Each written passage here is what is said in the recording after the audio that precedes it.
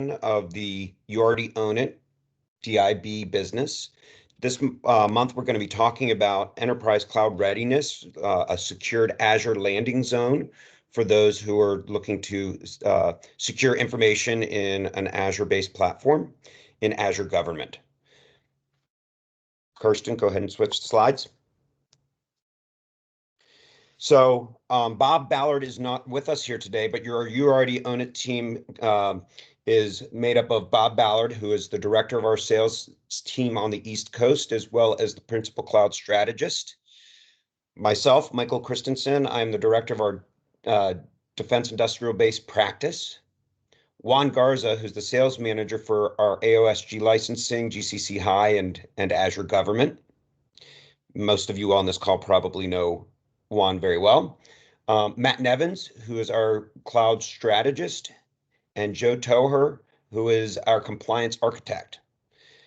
We also have presenting today, not listed here, is Karsten Du, who is one of our cloud architects as well. Mary Tucker is our business manager for Planet Technologies, and Steve Winter is the executive vice president and co-founder of Planet Technologies. Please make sure that if you aren't already, start following us on LinkedIn. The LinkedIn URL is right there, but again, you will get these slides next week, so you'll be have that URL to click on then as well. Go ahead and go one more slide. Thank you, Kirsten. And don't forget, you can always reach out to the sales team here, the experts here for the You Already Own It team at yaoi-dib@go-planet.com with any questions.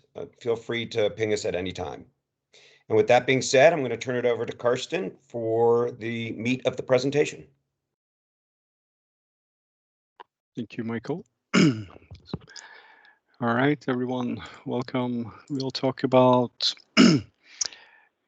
establishing a secure landing zone for just a secure environment or other purposes such as secure research. I'm putting ECR project overview on the display here. So Planet has been working on these projects for a long time, and we have made a program out of a deployment for either a secure landing zone or also the secure research type of projects. And with this program, we are breaking down the program and the execution of the program into different silos. So we will start working with the customers around governance, where security and compliance requirements are put on the table. That takes us into subscription and billing planning, where RBAC and taxonomy is included, where also resource tags, groups, and logs, all are artifacts that we are using to create the foundation for where we're building this landing zone. Azure Policy and Audit are also tools we use, both to drive and set governance, but also to be able to get insight and visibility into what we have deployed for the customer. Security and automation and monitoring, of course, is also taken care of and belongs in the governance section of the program. And once we cover this governance section via various workshops with the customers, we then move our attention over to VDC deployment. And VDC is short for Virtual Data Center. We like to make the environment visible and visual. So we'll use some virtual data center concepts driving the discussion. As you all know, you work in a cloud environment, regardless of platform, really. All the artifacts are in list format. There is not a lot of visual aid in the portals. So this is where we strive to map this to visual presentation that really makes sense when we work with the customers. Network architecture is, of course, a key concept, and network architecture now in these modern times means that the network architecture needs to lean towards or fully embrace zero trust architecture.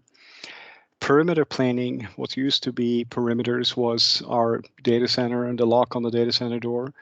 And once we are talking about cloud technologies, that perimeter shifts now to be identity perimeters as well as network perimeters.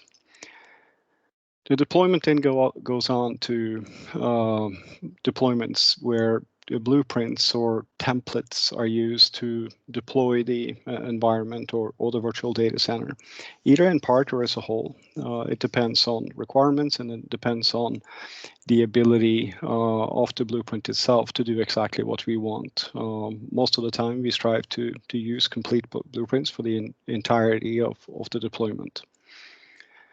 Once we deploy the virtual data center, this is where we go back in and we deploy compliance policies. The compliance policies will give us several benefits and gives us visibility of technical abilities towards compliance control requirements. A typical deliverables collection out of a program or a project like this includes the governance documentation that we prepare. Of course, a design document. Then we go back into the environment with the compliance at hand, the compliance requirement at hand, and maps the technical controls and its configuration to the requirements from that compliance. And this, of course, leaves us with a completely configured Azure tenant. There's more than just subscription. There's also controls that needs to be in place for the tenant as a whole, of course. At the bottom here, different personnel we use as the target audience for the various workshops. I'm not going to go in detail on this. Of course, we need a stakeholder in the leadership, but of course, the technical folks needs to be present for these workshops in order to drive these. Microsoft came out with the Azure Scaffold some years back, and it's a good visual for all the artifacts that needs to be put in place and need to be put in place in concert for us to be able to create a known and a secure and a predictable landing zone. This is really the foundation, and it's the closest visual to actually making this look like a build per se. All of these details need to be taken into account. They need to be configured, and we need to have the customer leave the customer with a good understanding of what all of this means and how it impacts your overall posture once we are looking at leaving you with a secure landing zone or research environment.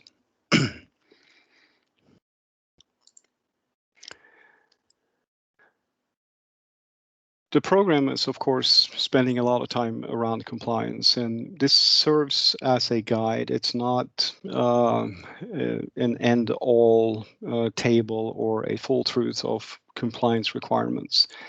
We use this table to help the customers make decisions whether or not we can stay on a commercial platform, which is called MAC up in the top right corner here, or a government platform. And what this table, of course, is intended to show is what type of compliance can be certified on what platform.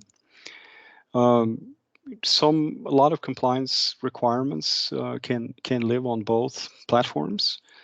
And let me see if we can pick a certain one here. FERPA, for example, at the bottom there, is certifiable on both government and commercial platform.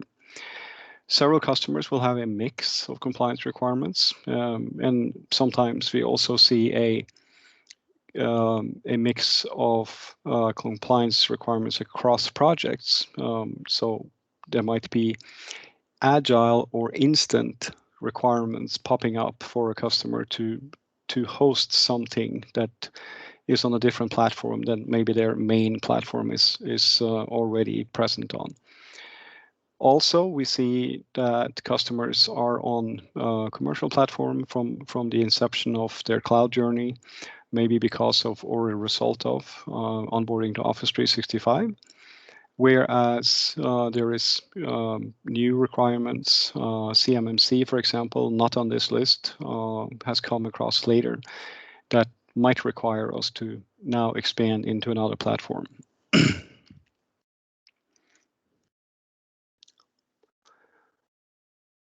So the landing zone layers, of course, the physical security. This is an old model, but I kind of like it because it it reminds me to talk about physical security, which is, of course, part of what you're paying for as a cloud customer. So physical security is, of course, the cloud provider's responsibility. And when we start talking about secure landing zone and often heightened compliance, we're talking about platforms that are belongs to the government platform of Microsoft Azure. These allows us to certify higher compliance levels, also because of their physical security, but also of how Microsoft is operating these data centers. Government data center, for example, it can only reside on US soil. And they are also only operated by US personnel, of course, with security check and background check and all that good stuff. The other perimeters, identity and access, you'll see now is presenting itself as a perimeter outside of network perimeter. And this is true for cloud platforms.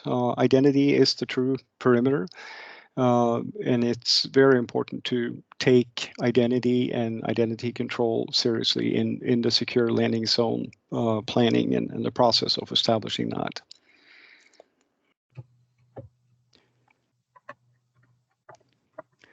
One of the steps is in our program is to take the customer through the bootstrap process.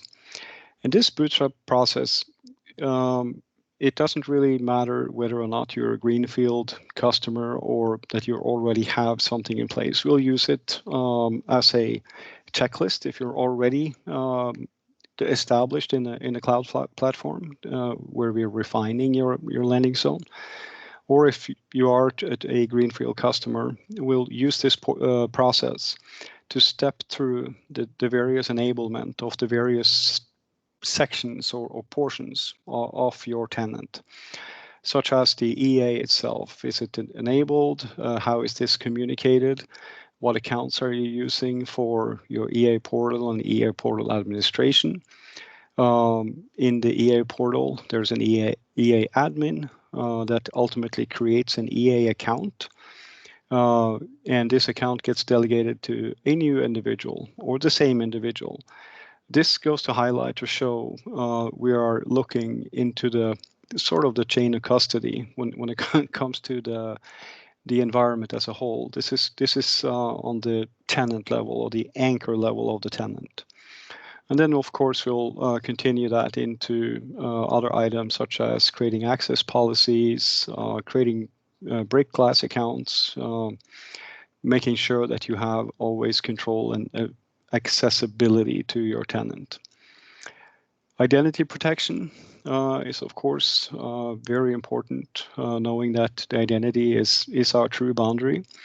And not to forget, in the line above here, privileged identity management is key in creating a secure identity boundary.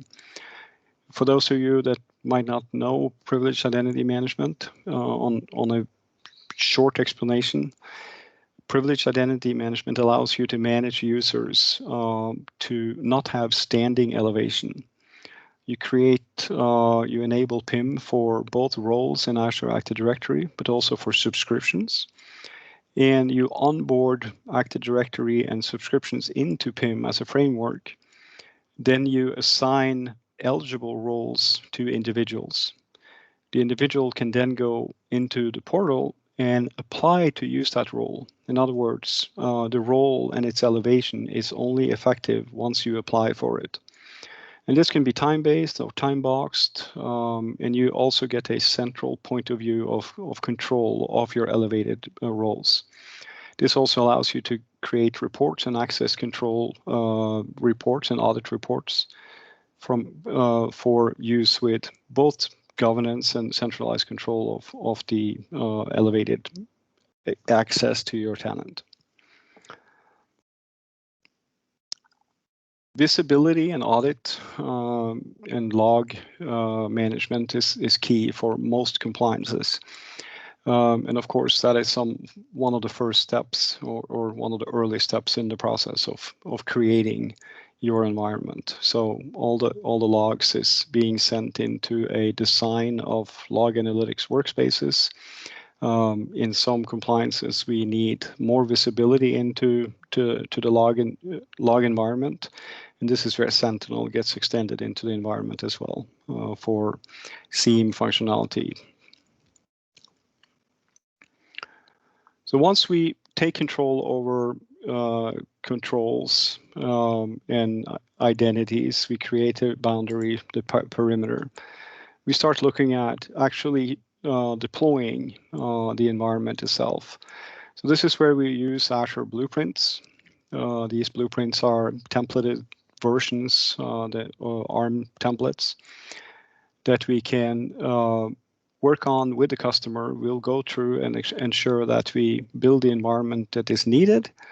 A landing zone itself can be a simplistic central type of subscription that we completely define within a blueprint. We publish this blueprint to either a management group or the subscription it's intended.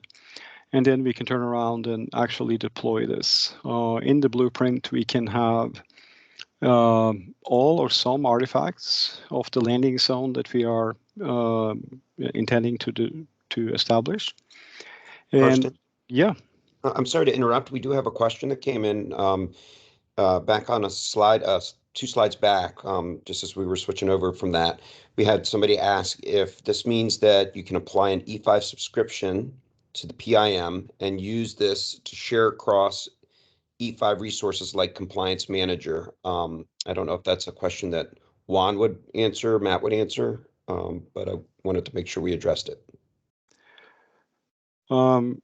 Not being a license expert, I do know that you need Azure P2 licensing to use PIM. What's included in the E5? It might include E2 P2 licensing in Azure. I actually think it does, without being 100% sure. So we might have to have a follow-on that one, Michael. So if I'm right, then yes, you can control roles like Compliance Manager within PIM and not have it as a standing right. I hope that, okay, there is a confirmation here. E5 does include Azure AD Premium 2 licensing. So to Jason, yes, you can do that. All right. Great, thank you. Okay, so back to the blueprint deployment. After the blueprint has executed, in this case, and for this certain blueprint, it's also known as the Secure Workbench blueprint. Excuse me. It will deploy all the artifacts you see here unless they are noted as notional. This blueprint will take somewhere between 4 and 6 hours to deploy. There is some artifacts here that just by the way they are deployed in Azure takes a little bit longer than others, such as Azure Firewall. There's also a VPN gateway that can be deployed here. Default, it is available. Some secure landing zones are actually without a hybrid connection or without a connection to on-premise. I want to say that most of them can have a connection to on-premise. Again, it needs to be controlled and have the proper governance around it. Other artifacts here, such as Bastion host, allows us to connect to the system and connect to management endpoints inside the environment in a reverse proxy-like connectivity without have any standing rights or standing ports open out of this environment. So we can completely lock this environment down and make it a absolute zero trust type of network. This environment also shows additional workspaces. So in the right-hand side here, Spoke 1 and Spoke N virtual networks could be considered being extensions to your landing zone for other type of workloads or processing that you need as an extension in your environment. Of course, another way of doing this is to use or leverage multiple Azure subscriptions for the same. If you need different set of policies, different sets of governance, and you want to manage that on a subscription level or management group level. The list of icons at the bottom there are other artifacts or abilities of Azure that is also enabled or deployed and configured by the same blueprint. So Azure Security Center, of course, an important one that allows you to enable Security Center and facilitate automatic onboarding of resources into Security Center. And Security Center itself, of course, allows you to do inventory. It allows you to perform certain automation. It allows you to have a security posture view into your artifacts onboarded to Security Center. It comes with built-in vulnerability scanning, so you'll get a vulnerability report from Security Center. And via Security Center, you can also manage compliance policies. So once we deploy this, we can use Security Center to go in and apply a policy that is the same or similar to the compliance requirement of your landing zone.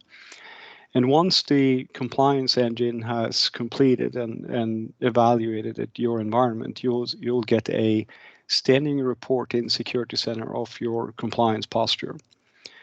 Of course, it can't control everything in all compliances. In compliances, there are manual process that Security Center compliance report will highlight. You can never make that turn green, so to speak. But you will see it in your compliance audit report, a reminder to also have a process in place for that. And if you're moving toward an audit, of course, in your environment, this is important information to have handy. We also use that compliance report to follow up in the environment after it's deployed, to enable the required controls to take you towards your compliance posture that is required for your environment. Other artifacts here, these are a honorable mention per se. Diagnostic settings is a called out technical control required in most compliance frameworks. Network Watcher is the same. The application security and network security groups are both controls that we can put in place to facilitate more granular control over network traffic and application access. DDoS protection, once you publish something or you have an endpoint that comes out of this environment, having DDoS protection is also a requirement within many compliances. And the final one there, the route table, is of course one of your control mechanics in controlling what network traffic or the pattern of the network traffic that you have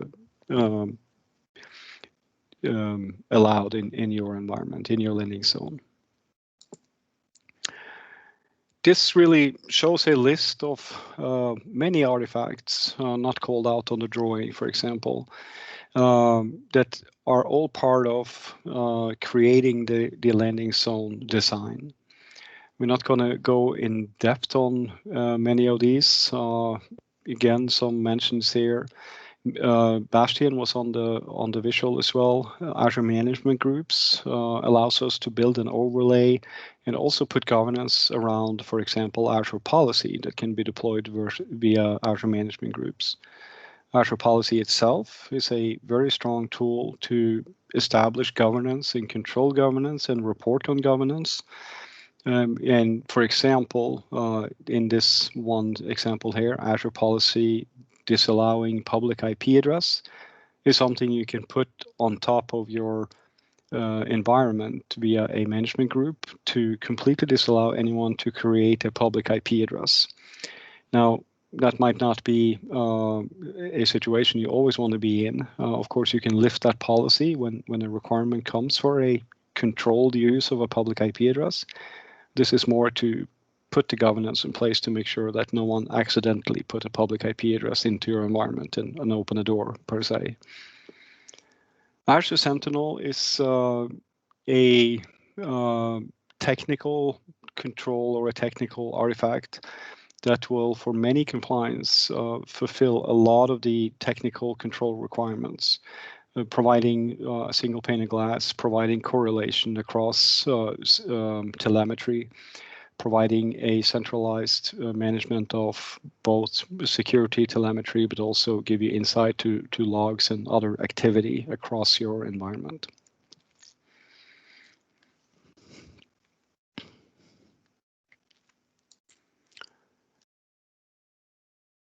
So inside of Azure, these are just a subset of compliances that Microsoft has provided us in forms of canned policies, compliance policies that we can add to our environment. And we get, of course, some choice in how we deploy it to the environment. I can use, as I said, Azure Policy, or I can use Azure Security Center to deploy the policies that we need. We can also deploy it on a certain subscription, or I can deploy it as on the environment as a whole.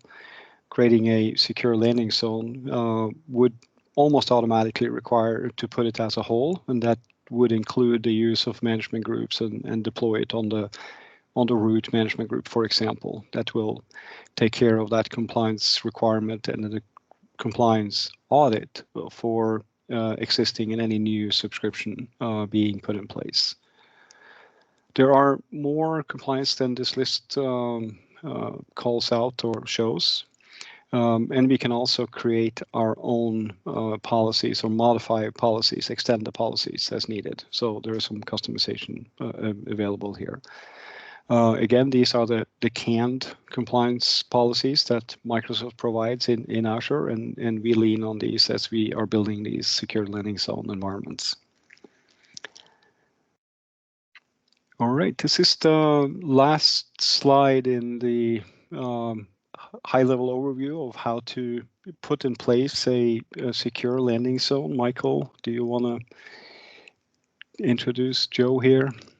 Yeah, before we get to Joe, I'd like to open it up for question and answer. If there's any questions about the secured landing zone and why or how to go about setting these up in any way, please feel free to ask either in the chat box or come off mute and ask the question.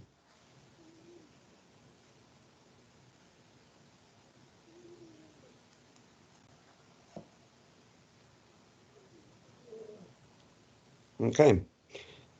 So yes, now we'll go ahead and turn it over to Joe Tower. Karsten, if you want to go ahead a slide or two. And Joe's going to talk about our compliance corners, talk about how the secure landing zone can help you meet some of your compliance needs with CMMC or NIST or other compliance areas that you're focused on. Good afternoon, everybody. Again, I'm Joe Tower. We talked, I think it was the last compliance corner, we talked about an authorization boundary. And it comes down to, where does your CUI live? The data that you're handling that requires you to work within the DIB constraints. You have to document where that lives, and whether you have an on-prem system, there's a lot of documentation there. Whether you are cloud-based, less documentation. But what this does is lets you specifically define where your data lives, whatever the data might be. So let's take a look at what that could mean. Karsten's discussion was really important in a couple of different areas that hit your compliance. I think sometimes we look at compliance as we're going to run Compliance Manager and that's it. Compliance Manager absolutely documents your current compliance posture within your installed base, as Karsten said. So with that installed base, we get compliance policies that can be run. We get governance documents and we get design documents. All of those serves as specific artifacts that may be used in your system security plan, because you have to write one of those. It also gives you, especially with Security Center, the ability when you have an audit, and I believe the first 3POW for 800-171 was just signed yesterday, so the audits will start. If you use Security Center, you can pull up an inventory, a live inventory. You can pull up a security posture view, vulnerability scanning. When was your last scan? 2 days ago. It can give you a standing report of your security posture. All CAN reports that are extremely useful either during an audit or in the creation of your system security plan. All that is kind of the no-brainer issue. We don't want to lose track that it also tells you the controls that you have to do. This allows you, within your compliance posture, to focus your time on things that you don't already get by virtue of buying the product. It will tell you the training of your people is your responsibility. It will tell you how you vet your people, as Karsten discussed earlier with the physical controls, that it's on U.S. soil by U.S. people who have background checks. It will not tell you how you do that. You have to put this in. You don't have to spend time looking at compliance documentation within this secure landing zone that is already done for you. That's part of your documentation. It will document how role-based access control is done. It doesn't tell you what the roles are. You have to decide what the roles are necessary for your company and how you handle CUI. So this gets really interesting by view that you have this landing zone. You've already bought it, and it helps you delineate where your focus should be as you create the documentation required for an ATO. The documentation that is required by an auditor coming in who's going to say, let me see your training records, and were they done specifically for this role, that role? How often do you do that? Let me see your records on what's your inventory like. What's going to give you your software inventory within Azure, and that's fine. It's kind of like an expedient to getting your documentation ready and to getting your documentation available. It also documents very well where your CUI lives. You're going to say, well, it's a SaaS application. Well, that's really cool. How does that work? Where does that live? What's the architecture within Azure that does that? And by running some of the reports that we talked about earlier, that tells you what your environment is. So I guess in closing, you buy a product like this. You expect certain things to happen, but what the really good thing is you get a bunch of extra things that make your job easier, specifically in Security Center. So as you're going through this process, you've already bought it, take a look at what's available. I think one of the common things that we see from a compliance perspective is we ask for information and in our clients, and sometimes the clients say we don't have it. Well, if you actually use what's there, you do have it, and we help you kind of identify that. These things can be run pretty much automatically when you need them. So you probably have a lot more existing within your environment than you think that you can show an auditor and you can put in your SSP and be done with it. Any questions, please let me know. And I really enjoyed Karsten's discussion because I learned something from him. Let me know what you need.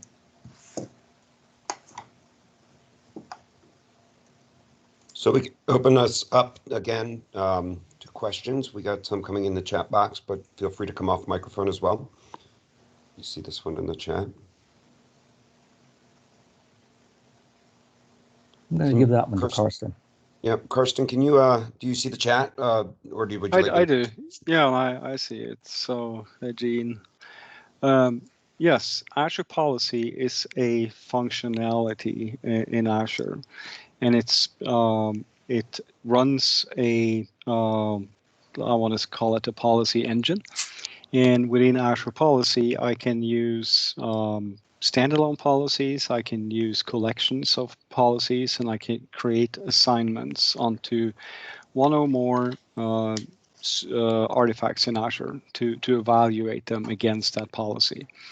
An Azure policy by itself can be a deny policy that you're not allowed to do something. It can be an audit if not exist type of policy. In other words, you get a posture view from Azure Policy. Whereas Security Center is a much larger collection of abilities where compliance posture is a part of Security Center. Now, Azure Security Center is using the same agent or engine that Azure Policy is using, evaluating the same type of information. But it gets included into Security Center for a more, I want to call it a single pane of glass or correlated view of your posture. Now, security and compliance in one pane of glass. That answers your question, Gene.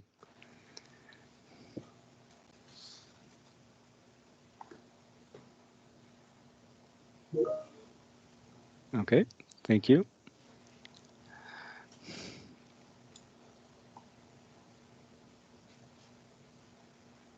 Any other questions?